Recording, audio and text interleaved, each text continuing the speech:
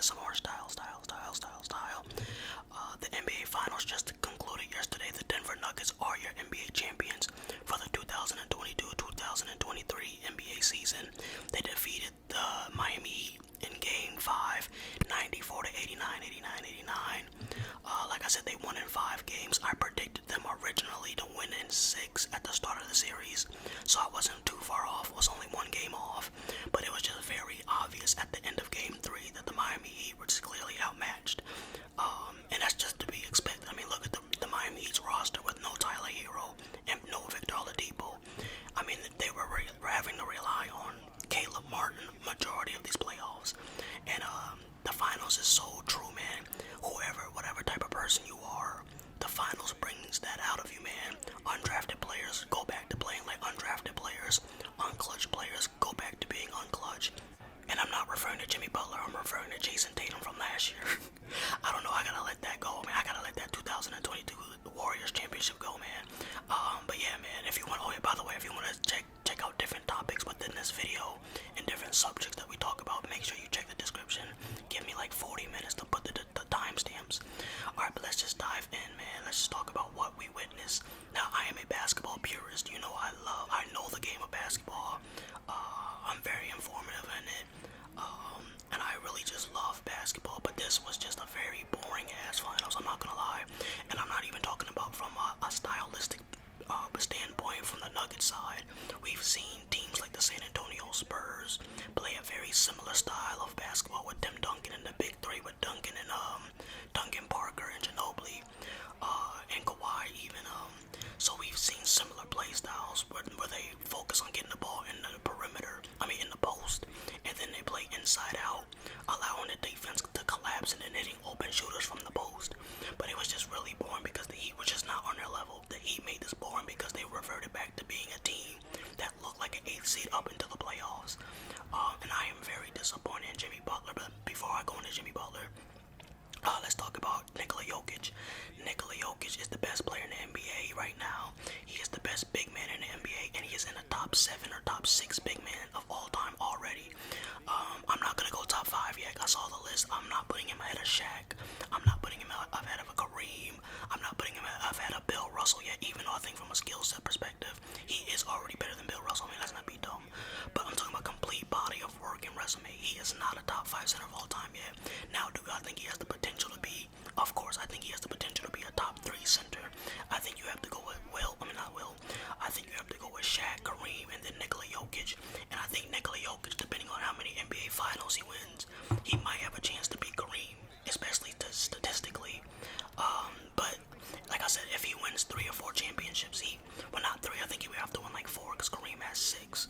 Now Kareem wasn't the number 1 option on all of those 6 rings, but I think Nikola will have to win at least 4 with 4 MVPs to catch Kareem at least, because I think his stats are gonna be Kareem's. And he's just a better, well-rounded offensive player. Alright, so now let's talk about other stuff. Jamal Murray. I've been saying this for so long. Jamal Murray's overall in 2K has been so disrespected. They gave him an 84. I was like, yo, first of all, he should be no lower than an 87. And I hate when people call him Bubble Murray. He's not Bubble Murray. This is just Jamal Murray. This is just who he is, bro. He was transcending to this direction anyway, in terms of his performances and his level of play. He was already trending in this direction. He got hurt. So this is who he was really about to become anyway from the beginning. If he didn't get injured in the bubble, we probably would have saw this Jamal Murray last year. But credit for him to returning off of his gruesome injury, man. But not so much gruesome, but just definitely devastating and hard to overcome. So shout out to Jamal Murray for overcoming that and getting through that. He reminds me of Damian Lillard a lot, especially young Dame. Like, he doesn't really have the shooting range that Dame has had over the last 2 or 3 years. But he reminds me of young Dame, like Damian Lillard's first 4 years in the league, where he was a very above the rim guard, could shoot the mid range, was clutch right out the gate. But the difference between Damian Lillard and Jamal Murray, I think Jamal Murray could be a little bit better because of his post game. Jamal Murray is one of the best posting guards besides Shai Gilgeous-Alexander and himself, obviously. I would say besides Shai Gilgeous-Alexander, I think Jamal Murray would be the second best post scoring guard in the league, unless you want to say like Jaylen Brown or something like that. But As far as point guards, I would say he's definitely the best posting point guard in the game other than Shea. So credit to him, and I believe he will make the All-Star team next year for sure.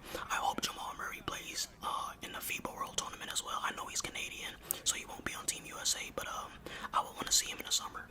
Alright, so now let's talk about Aaron Gordon before we dive into the Heat for the rest of the video, because I'm going to go in on the Heat. Aaron Gordon, I told you, was going to be the X factor in this series. I said him and Michael Porter Jr., but mainly Aaron Gordon. I said it. You can go back to my original Nuggets versus Heat prediction. I said Aaron Gordon was going to be the biggest X factor on both teams, and with his offensive rebounding and his rebounding in general and his defense. Aaron Gordon has taken out some of the best talents. Well, not taken out, but he's guarded and shut down some of the best talents in this league. Whether you want to say Jimmy Butler, Kevin Durant, he went up against Devin Booker. He had to go up against Anthony Edwards and stuff like that. So he's had LeBron James, Anthony Davis. He has been banging all playoffs long, man. Whether you ask him to guard in the interior or the perimeter, he's done everything and more that they could have asked of him. So he definitely deserves it, man. But now let's get into Miami.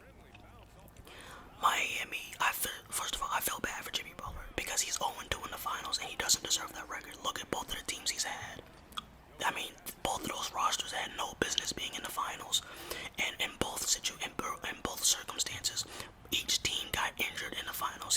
Jimmy Butler has never been in the NBA finals with a fully healthy team, and even if his team was fully healthy, we clearly knew that the Miami Heat on paper were not as good as the Nuggets. So, I do feel bad for him in that sense, but he let me down, man. Ever since Grant Williams got in Jimmy Butler's face, I have not seen that Jimmy Butler since then. I think that was game 2. Yeah, that was game 2 of the conference finals. Ever since game 2 of the conference finals, I have not seen the real Jimmy Butler, playoff Jimmy Butler. When he turns it up, he abuses the other team's defense, and he hunts mismatches. That's what Jimmy Butler accelerates and excels at. He's great at finding the mismatch and then getting a smaller defender on him and then going to work in the post. He barely did that. Now part of that is because the Nuggets are so much longer than traditional teams, so it's harder to find mismatches. But I'm surprised he didn't post up Jamal Murray as much as he could have. He was not nearly aggressive until it was way too late. He pulled a Jason Tatum, but he's not the scorer that Jason Tatum, so it was a little too late.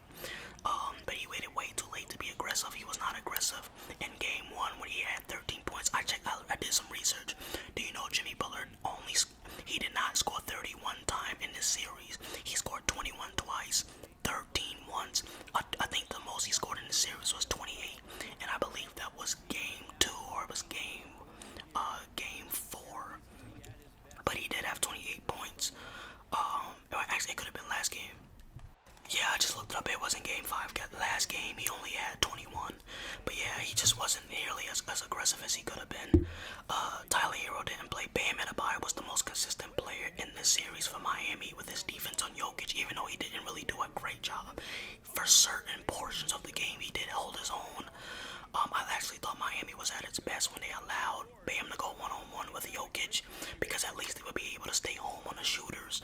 And then even though Jokic would finish with like 40 or 50 points, they would limit everyone else, which was the key to success. But yeah, man, Eric Spoelstra, he coached as hard as he could. He tried to do what he tried to bring that Heat culture to this round. It just wasn't enough. So yeah, Bam was definitely the most consistent. Caleb Martin went back to looking like a scrub, man. I don't know.